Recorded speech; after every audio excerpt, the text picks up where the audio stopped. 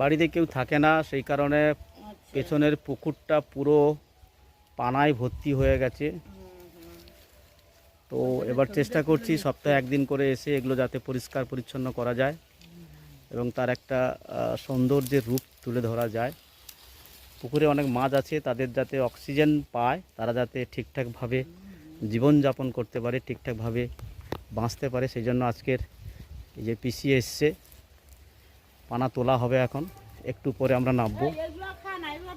পুকুরের পেছনটা পুরো সবুজ জঙ্গলে ভরপুর হয়ে গেছে।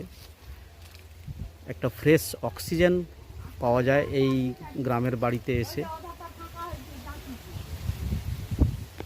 পাশের বাড়ির ছেলে ঘন্টু এসছে, একটু সহযোগিতা করবে এই পানা তোলার জন্য।